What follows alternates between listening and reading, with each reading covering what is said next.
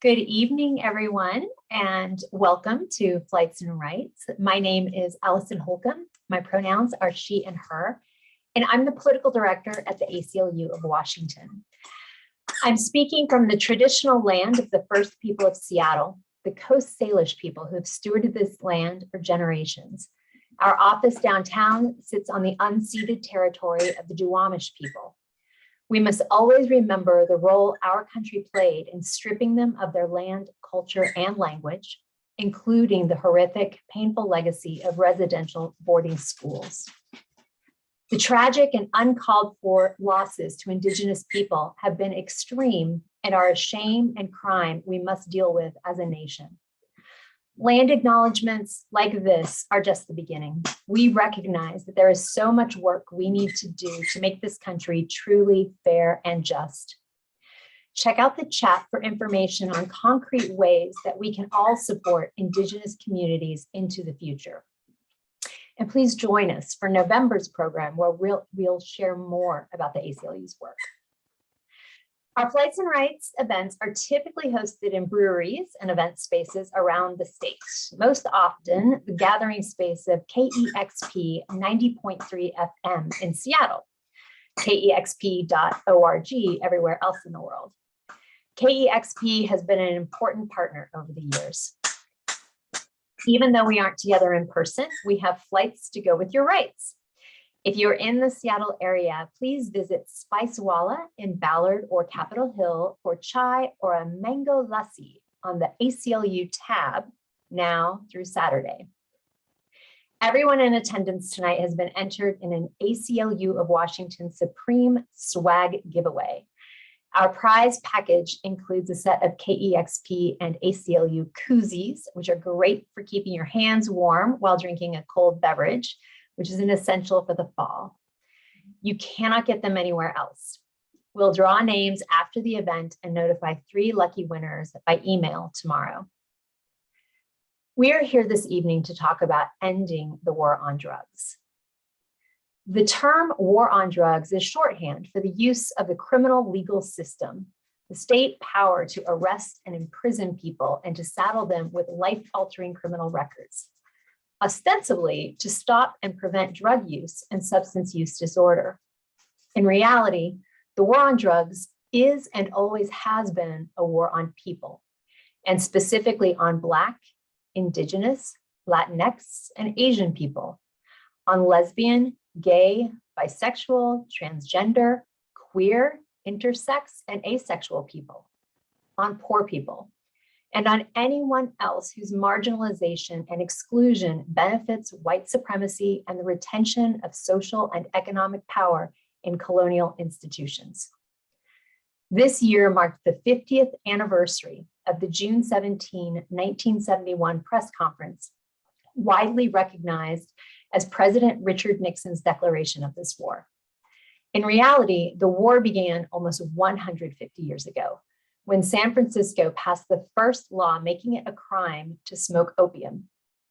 Opium smoking was traditional among the Chinese, the Chinese laborers who built the first transcontinental railroad.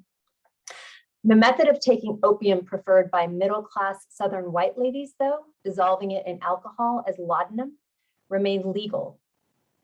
Congress passed the Harrison Act, criminalizing narcotics and cocaine, in 1914, after being lobbied by Hamilton Wright, the act's primary proponent, with claims like, and please pardon me, I'm providing you a trigger warning for this language, cocaine is often the direct incentive to the crime of rape by the Negroes.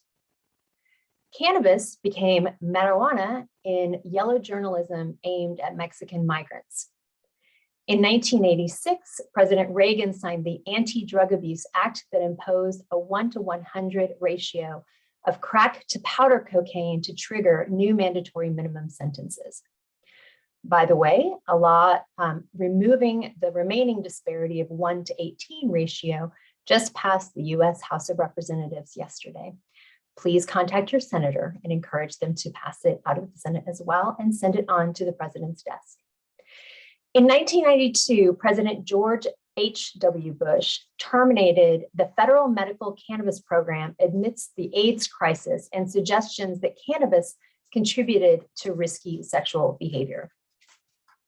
The war on drugs, the war on specific people, has been ravaging communities for almost 150 years.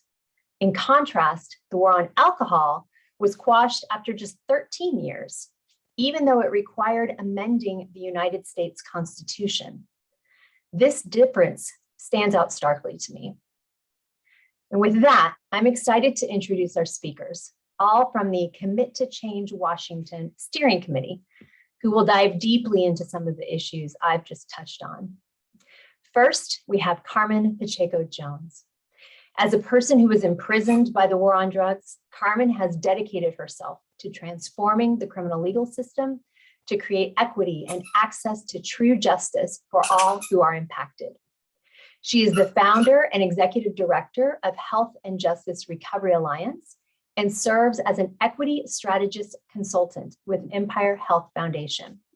She also serves as co-chair of Washington Statewide Reentry Council and is the first non-attorney board vice president of Northwest Justice Project, serving in many roles. They're at the forefront of system reform, centering the voice of those with lived experience, including Living with Conviction, Washington State Budget and Policy Center, and Community Life.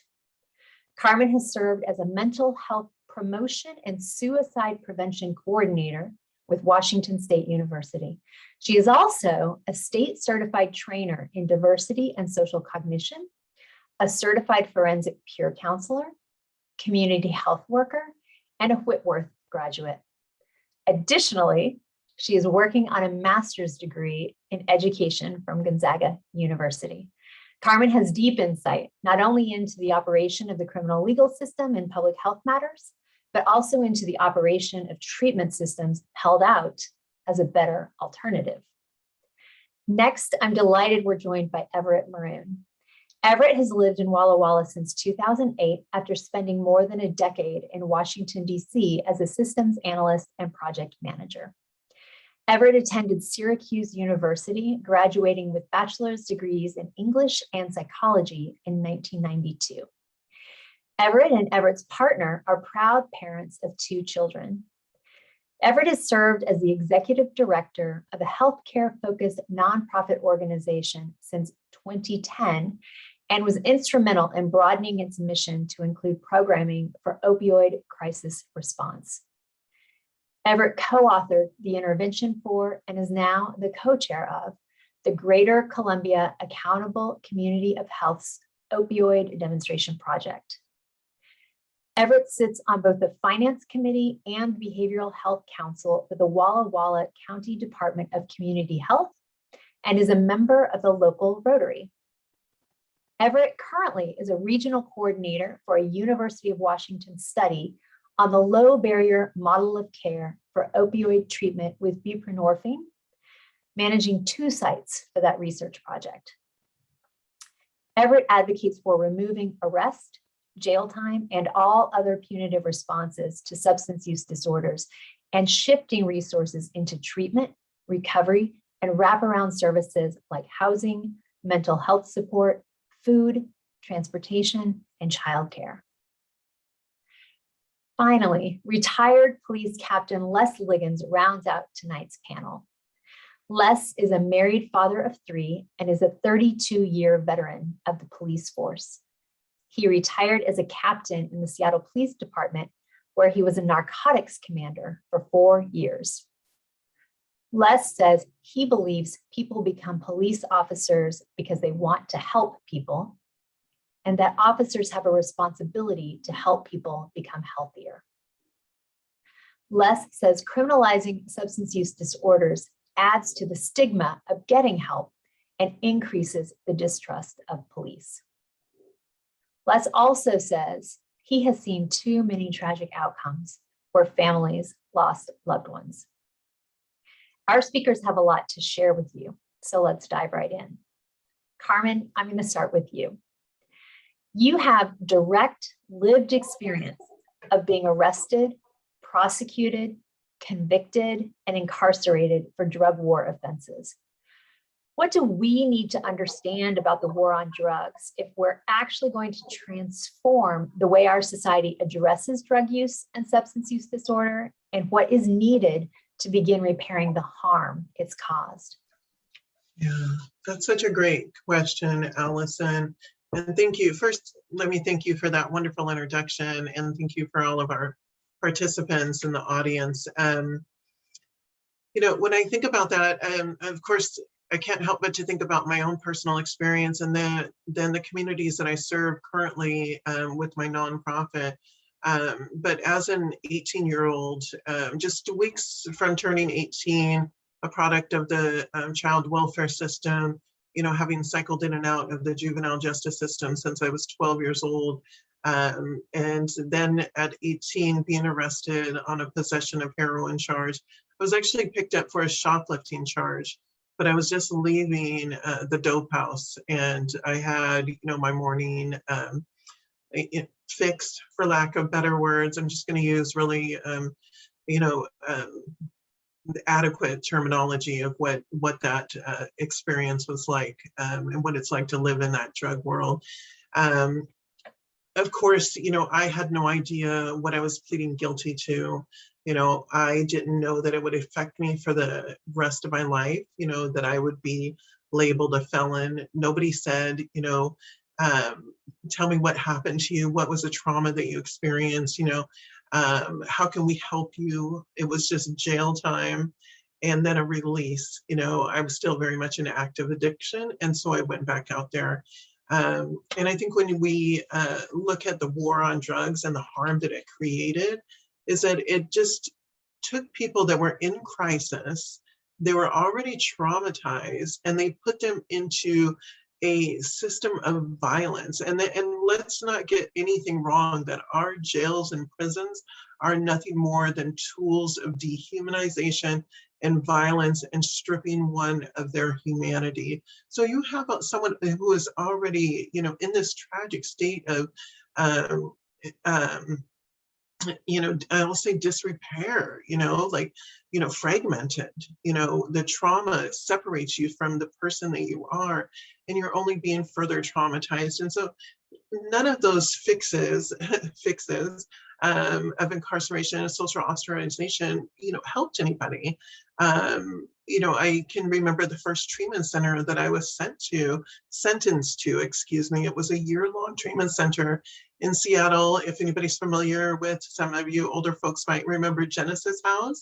They would put signs on you. You would stand in the circle of like 30 other, program participants while they screamed at you and called you names, and you could not say anything back. Their idea was to strip you of your humanity. I'm coming in with no humanity whatsoever. My soul has been crushed, through the trauma. That is something that doesn't heal. It only further, punishes and destroys individuals. And so we need culturally responsive delivery systems, ones that look at the disproportionate impact of the war on drugs, that release drugs into our most impoverished parts of our cities and state, and really targeted Black and Brown individuals, in an effort to destabilize them even further than they were already. We have to look at, what is the stigma? I tell people, we have to move past this idea that, I'm a convict, I'm an offender, and move past those labels in which seek to reinforce that power narrative of who is less than,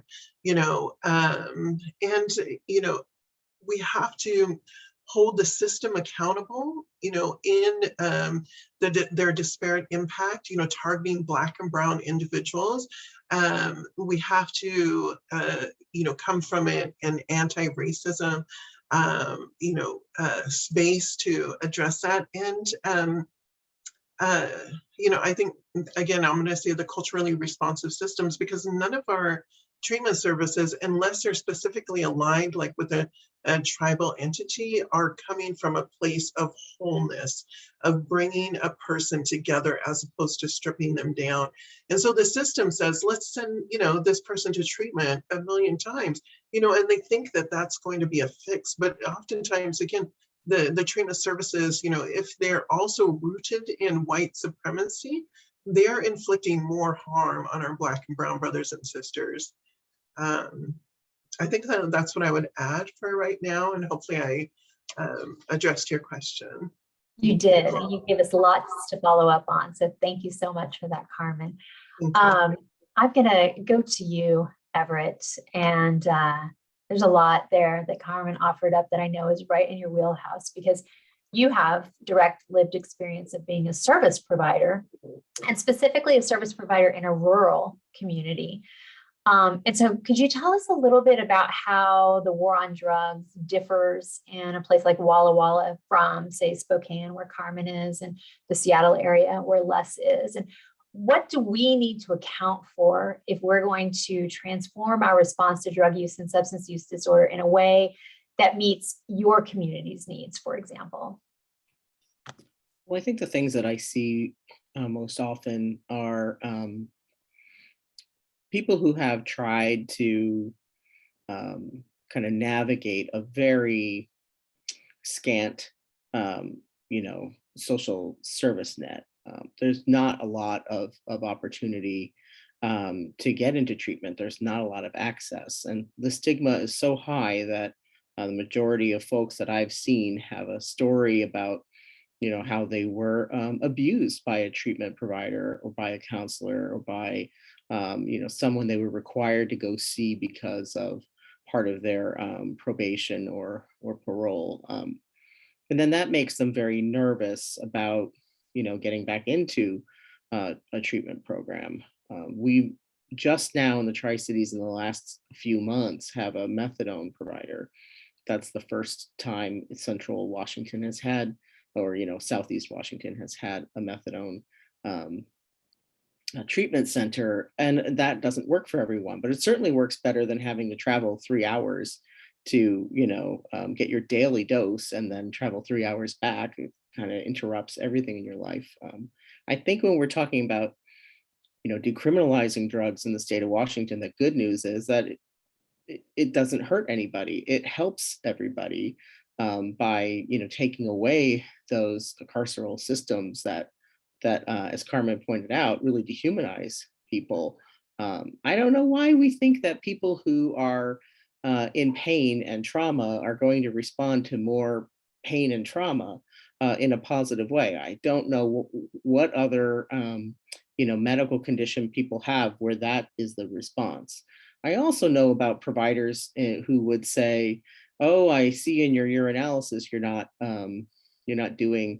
still using some opioids, so I'm going to cut your buprenorphine dose." I mean, that's not a thing we do to diabetics with their insulin. There's just a lot, I think, that we get caught up in this stigmatizing frame, and then it touches every aspect. So, the people trying to do good work with folks who are, trying to combat drug dependence, they get stigmatized. The interventions get stigmatized. The spaces in which we deliver care get stigmatized. Providers don't want to, work with this patient population is what I would call it, or client population, because they think that, they're bad people. I can see that, when we're thinking about farm workers who are maybe using stimulants to get enough money because they're paid by the piece, in the fields, they have nowhere to turn. They're too afraid to ask for help. They may know people subject to potential deportation. I've even heard of people who, were sent to detention before anyone could even determine if they were had documentation to be here as a farm worker or not. There's just a lot that impacts people in these geographically isolated areas and rural areas and frontier areas of the state. And any comprehensive plan to really increase access to care, quality care that is evidence-based, that is not like, woo-woo stuff of yelling at people or making them wear signs. I'm so sorry to hear that happen to you, Carmen. You know, we have to think about how we're going to help people, even if it's hard to physically reach them. And we have to offer a comprehensive array of services that work for people in different kinds of situations. So maybe it's a residential program, or maybe it's outpatient, or maybe it's inpatient, or maybe you've got co-occurring mental health stuff that also needs to be unpacked. We've got to make some real investments in the state so that we can help people reclaim their lives for themselves and not just try to dictate to them who they ought to be because of how society expects, that they should be. I don't know. I think there are a lot of opportunities for improvement for sure. But, it's not enough to turn drug possession into a gross misdemeanor. It's not enough to say, okay, we'll call it a civil infraction. As long as we have that albatross of punitive response to people, we're going to have a lot of people afraid to even ask for help. I can't tell you the number of women that I've worked with who are afraid to tell anyone that they're using substances because they think they'll lose visitation to their kids, or if they're pregnant, that they'll immediately, lose the baby. So, to these systems, we're on the wrong path. We've been on the wrong path for a long time, and it's time to give better solutions a chance. Yeah. Thank you for that, Everett. Les, as a child of the Just Say No era, what I'm hearing from Carmen and Everett is the echoes of the idea that if we just get tough on crime, if we do humiliate people, if we do attach a lot of stigma to this, if we do threaten them with arrest and prosecution and getting their lives ruined, that's actually going to discourage people from taking the risk of taking drugs and maybe developing a substance use disorder.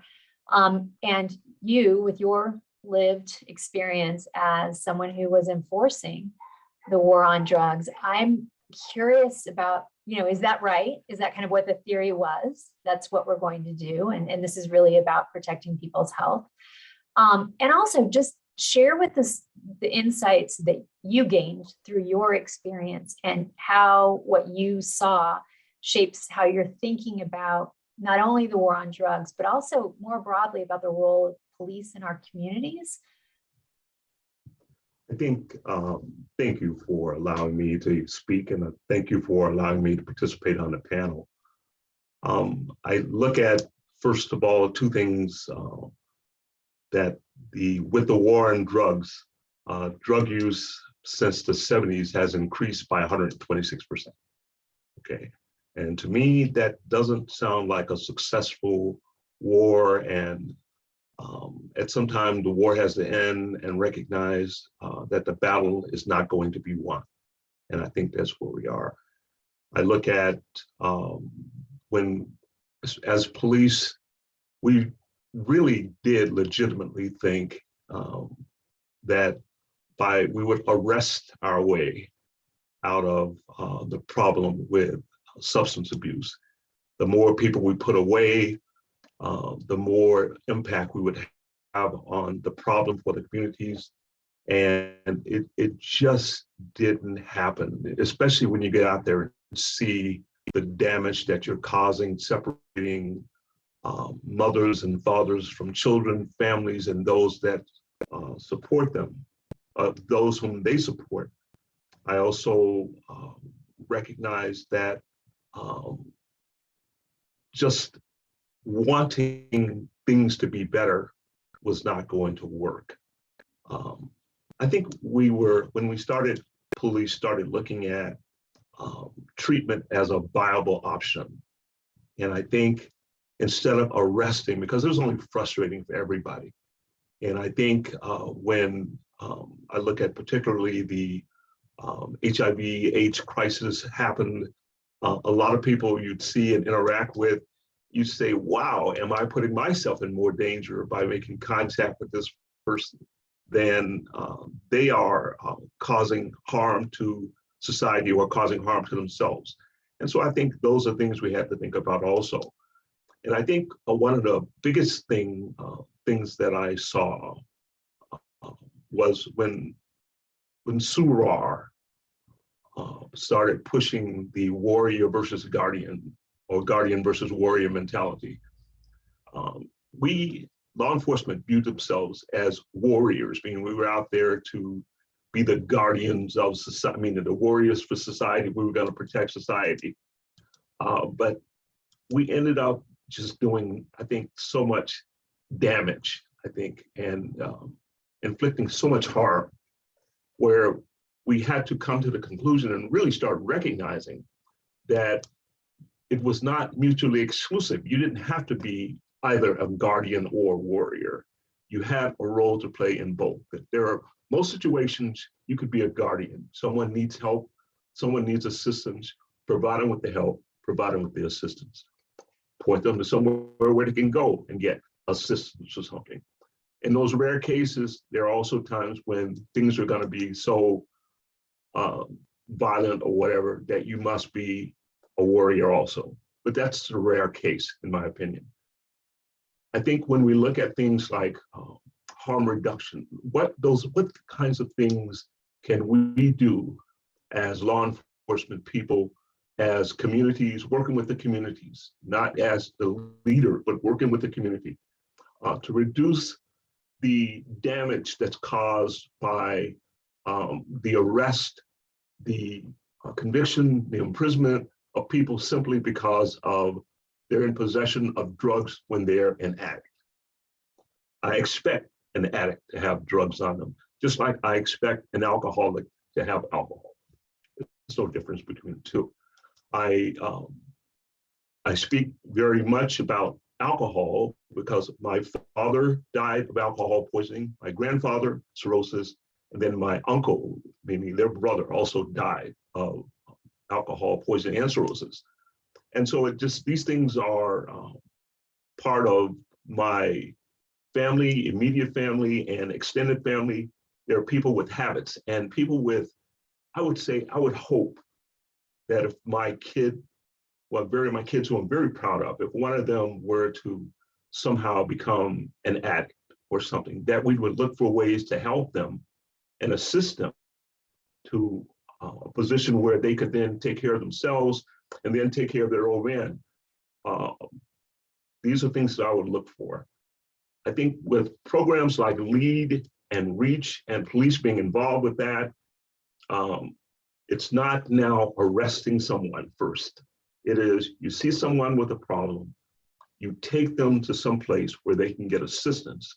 They're not thrown into the system where they can then be abused, as Carmen was talking about, or they can get stigmatized. This stigmatization is of both, meaning the people believe the police don't care, and the police believe that people who are substance users, all they have to do is quit.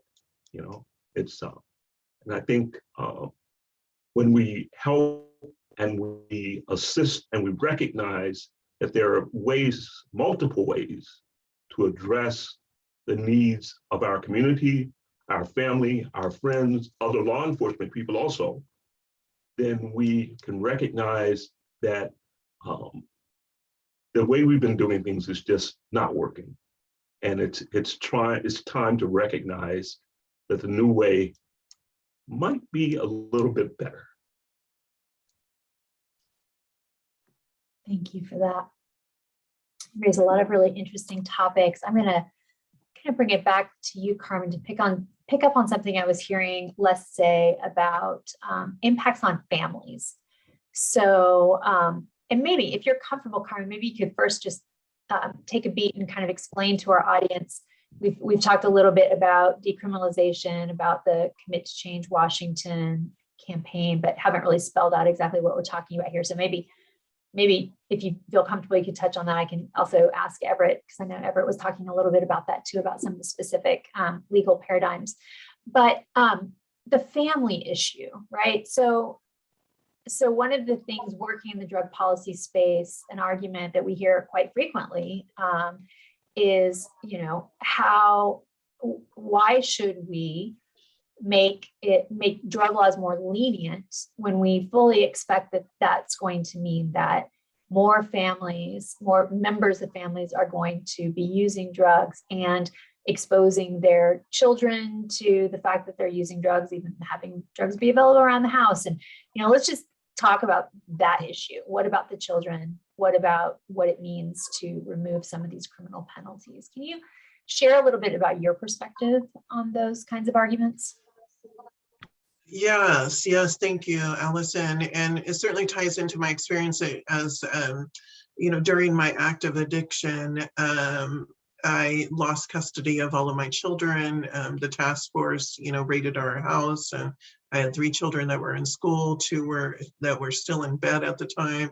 My youngest was 2 and my oldest was 12.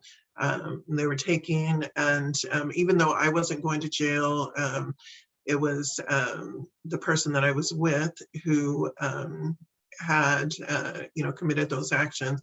But just losing custody of my children was a real wake-up call.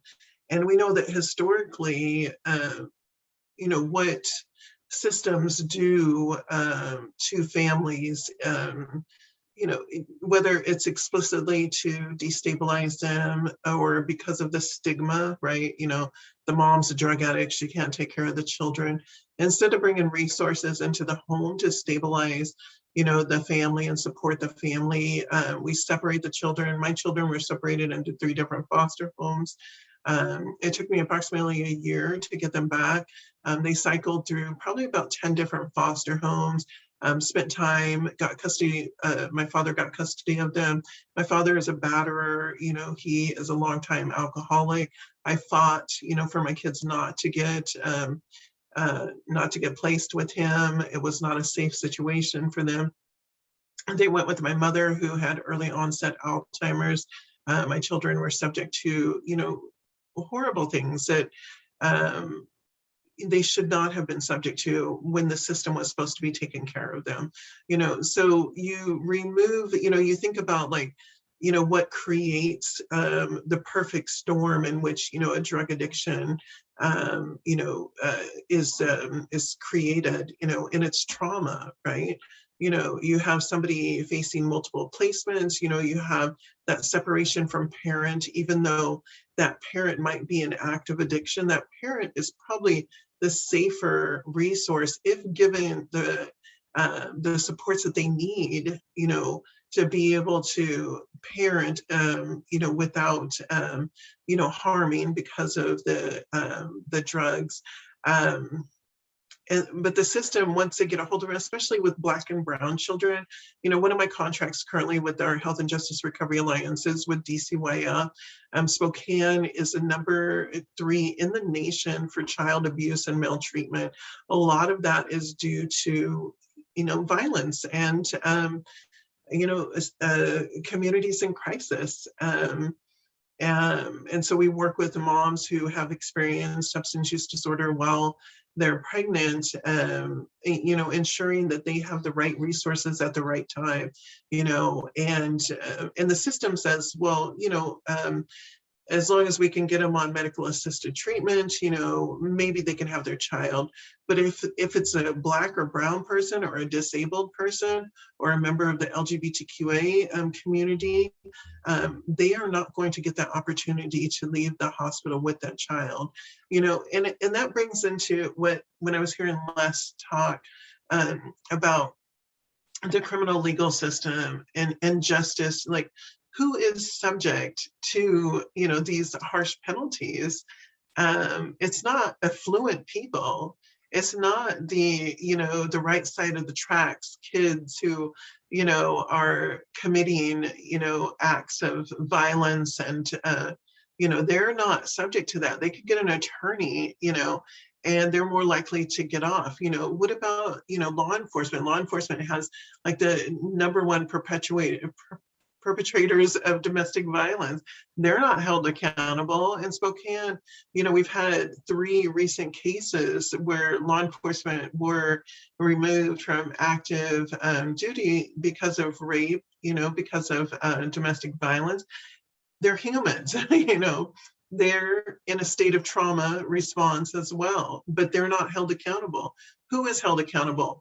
Poor Black and brown individuals, anybody experiencing a mental health disorder that is underdiagnosed, undersupported.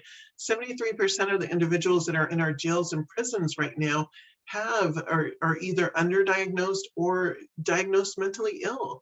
Looking at the people that are coming out right now, the ones who with the change in the 3 strikes you're out, individuals that have been in there with no contingency plan to ever be released, 20, 30 years sitting in there on like possession charges, and now they're being released, and they're in wheelchairs, they're blind, the lack of nutrition, lack of adequate medical care that they received while in there.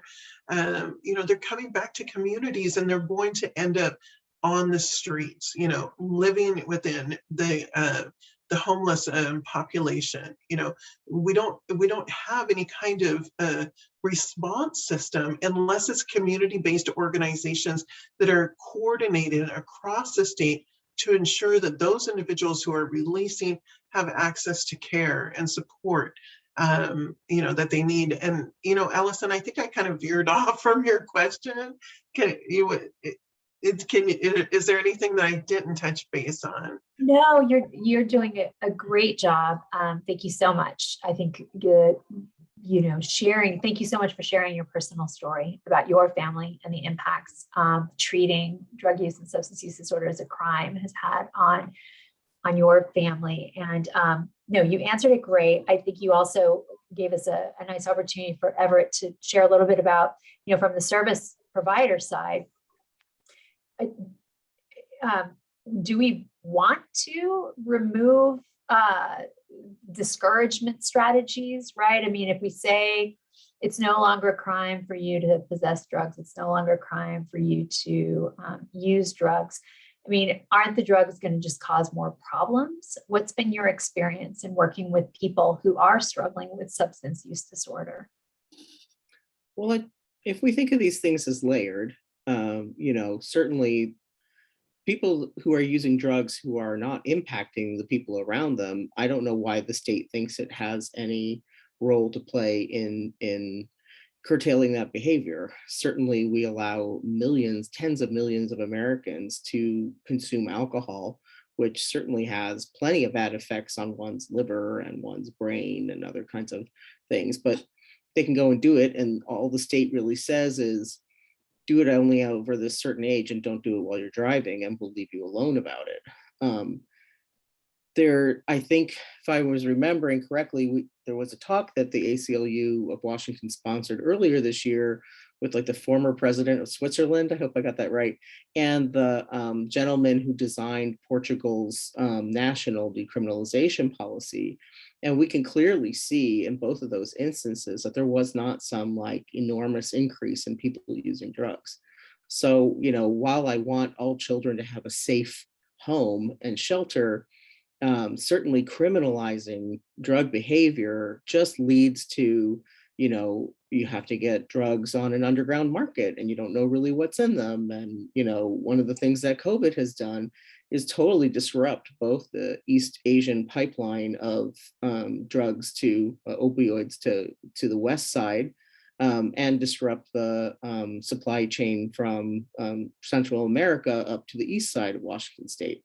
And so now we have a ton of fentanyl. I hear people from Spokane tell me they can't even find heroin in Spokane right now. And so you don't know what's in those fentanyl pills. If you can even give people a fentanyl test strip, they could rub off this one side of the pill. It doesn't look like there's a lot of fentanyl in there, but the hot spot was somewhere else in that pill and that person overdoses. So, having a non-legal drug supply is its own problem on top of the other problems that we've talked about, separating parents from their children because of drug use.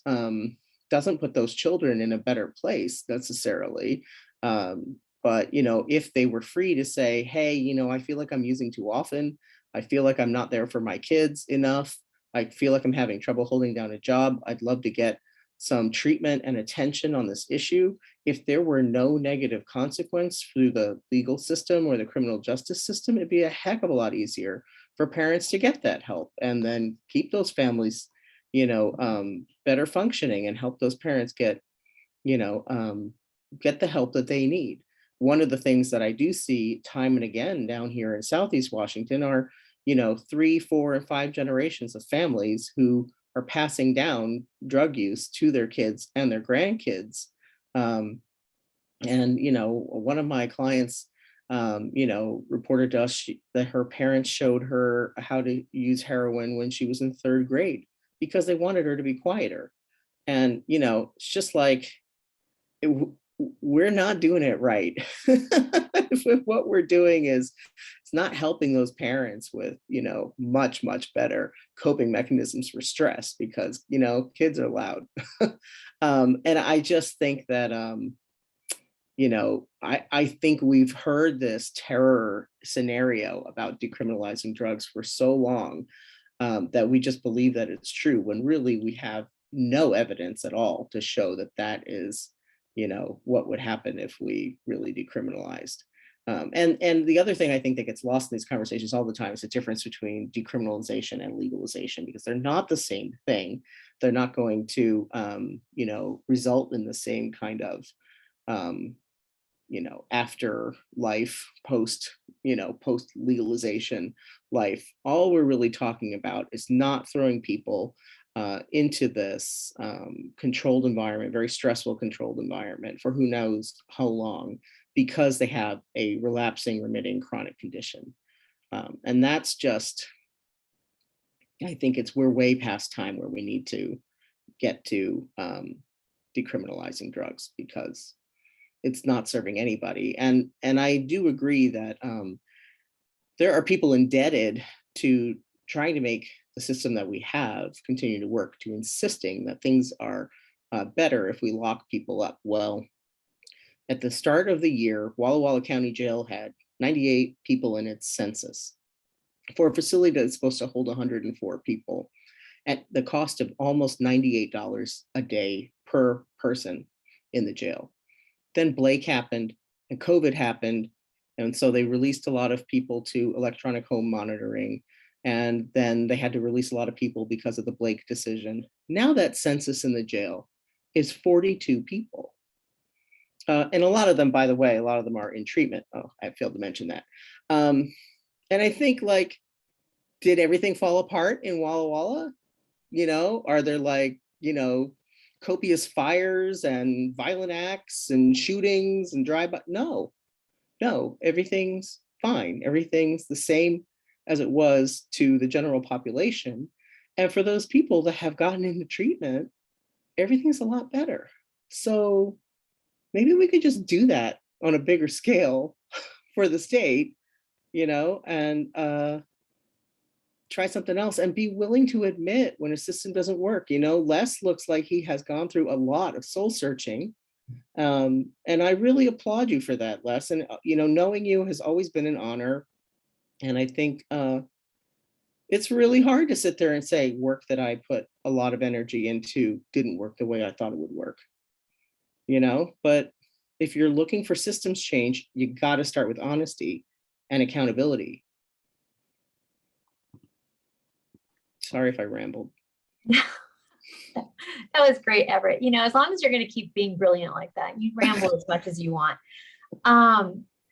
Okay, so Les, you're teed up for some good dialogue here, right? So let's you and I chat a little bit. I'll make sure everybody that's listening knows when Everett was referring to the Blake decision. So during the legislative session, when you may have seen in the Q&A, there was a link that went up to a hearing that was held on House Bill 1499. That was a bill that was introduced by Representative Lauren Davis that would have led to the decriminalization of possession of controlled substances for personal use. So not manufacture, delivery, or anything on the supply side, just the possession side. And there was a hearing, a wonderful hearing, where the former president of Switzerland and the architect of Portugal's drug decriminalization law testified. And then right after the testimony and voting that bill out of committee, the Washington State Supreme Court decided the case of State v. Blake. Before State v. Blake, Washington, there was a law that was passed after the State v. Blake decision. We won't go into that, but for purposes of this conversation, what happened with the State v. Blake decision is that the Supreme Court found that the previous possession statute on Washington's books was unconstitutional because it did not require proof that the person knew that they were actually in possession of drugs. So if you picked up somebody's backpack and threw it into your car and you got pulled over and it turns out there were drugs in this backpack and you had no idea they were there, that's not a defense. That's how our law used to work. And then State v. Blake said no. And then there was more that happened after that. But Everett Bliss, this is coming at you now, question.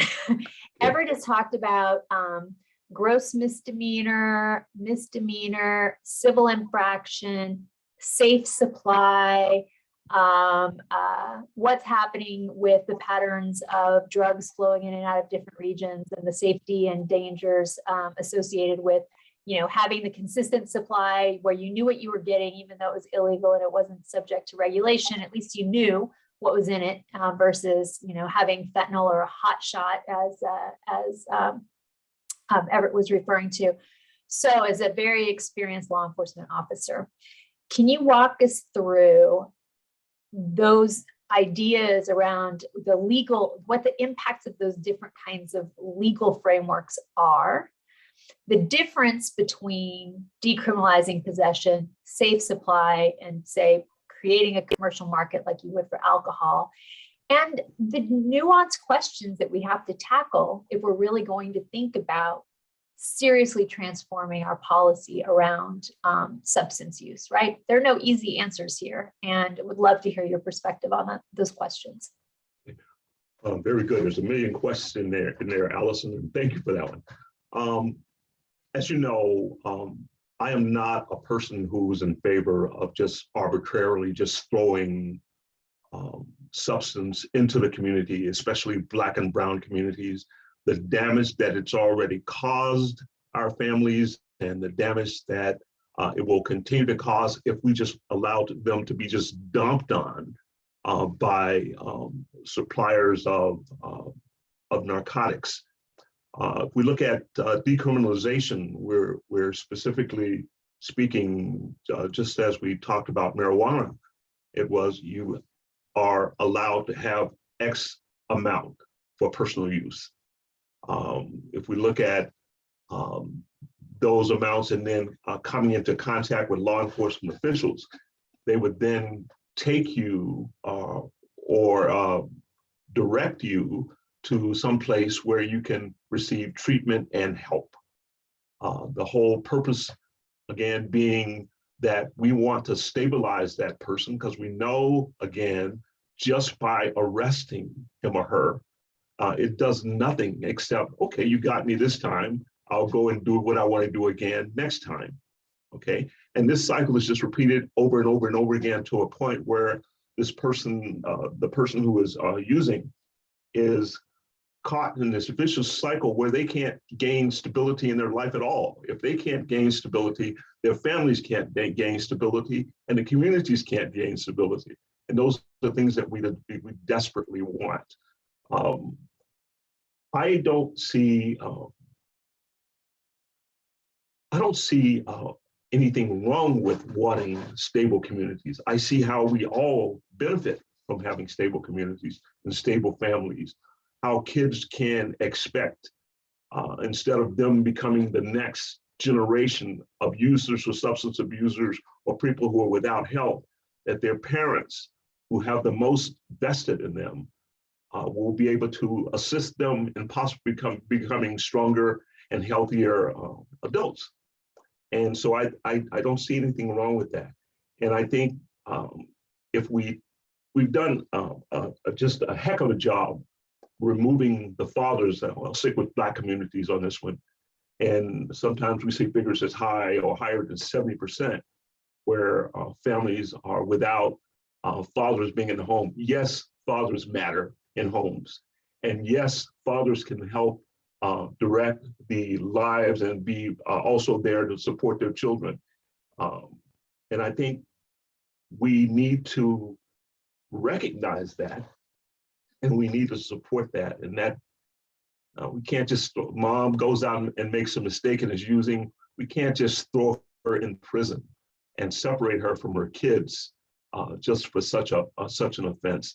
It may be something that we're uncomfortable with, but it's not something that should be arrestable. Is that right? Is that a word? And then so I think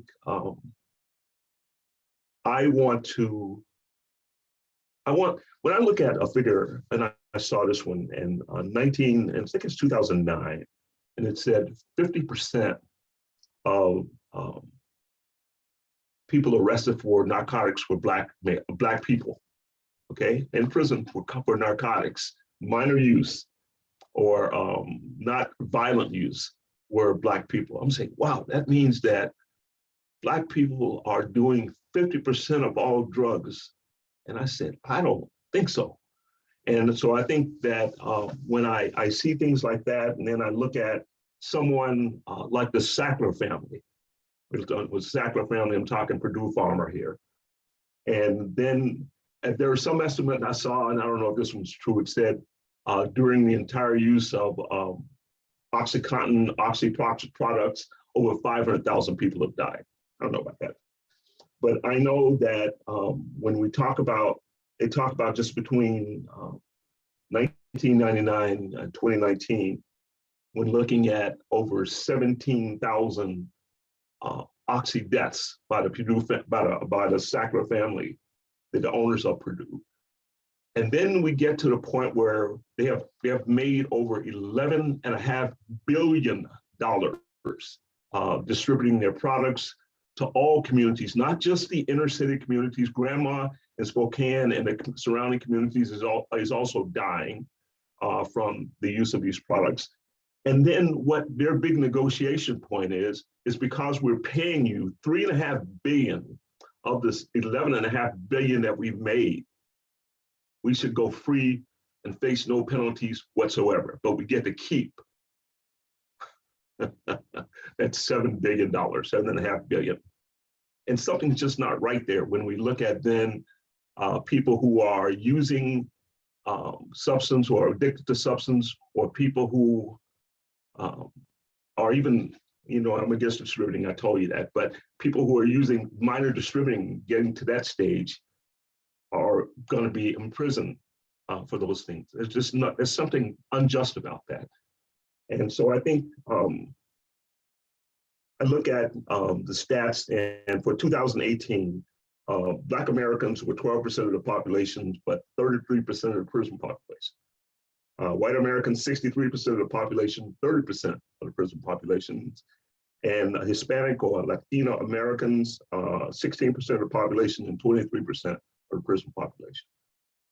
And I say, if we're looking at a certain group, and meaning if we're looking at Black people as being criminals, and this is what we were taught growing up, when we were working, when I was working in the street, this is what we looked at. This is who is obvious to us. This is who we take on, and this is who's arrested. But we weren't doing the same thing at places like University of Washington. We weren't doing the same thing in other communities which were more affluent. Parties were going on there also. So I don't quite, the equity in this just doesn't hit it for me anymore. And I can no longer support just arbitrarily picking on people based on race. Race as a factor. I just can't do it anymore. I can't support it. I will not support it. And I think what we're asking for is just equity. So, I don't know if I answered the question or not. No. You did great, Les. If you don't mind, I just want to let you know, in case you didn't already know, that our Attorney General, Bob Ferguson, has filed an appeal to that Sackler settlement decision. Yeah. You did know. See, It's the right thing to do. Yeah. I saw a question that came in the Q&A about intergenerational. And then I muted myself.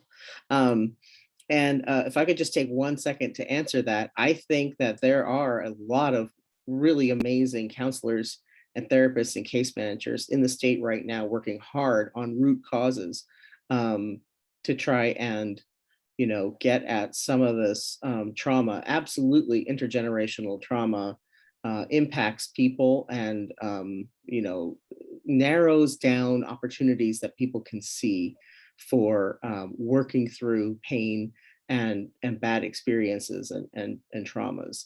And I think that, I see really amazing results with people every day, every week, with doing root cause analysis and really deep, meaningful counseling work. I'm sorry, I can't say more about it at 5:50 now, and I think Mark is going to close us out from ACLU, but I'd love to talk more about some of the trauma-informed care work that's happening around the state.